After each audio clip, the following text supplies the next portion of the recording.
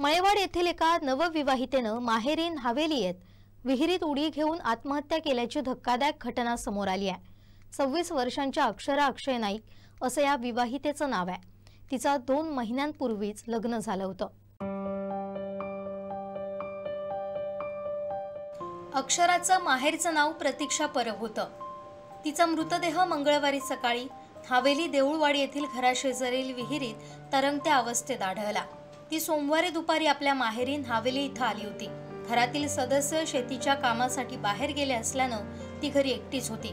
सायंकाळी कुटुंबीय घरी परतल्यानंतर अक्षरा दिसलीच नाही, त्यामुळे तिचा शोध सुरू केला। रात्री उशिरापर्यंत तिचा शोध लागला नाही। मंगळवारी सकाळी तिचा मृतदेह घराशेजारील विहिरीत आढळून आला। घटनेची माहिती मिळताच न्हावेली पोलीस पाटील सावळाराम न्हावेलकर, उपसरपंच अक्षय पारसेकर, ग्रामस्थ तात्काळ घटनास्थळी दाखल झाले। सावंतवाडीचे पोलीस निरीक्षक अमोल चव्हाण, उपनिरीक्षक माधुरी मुळीक यांनी घटनास्थळी भेट देत पाहणी केली। अक्षराचा तळवडे इथं टेलरिंगचा व्यवसाय होता।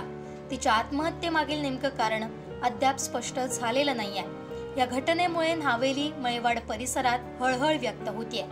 पोलीस या प्रकरणाचा अधिक तपास करतायत।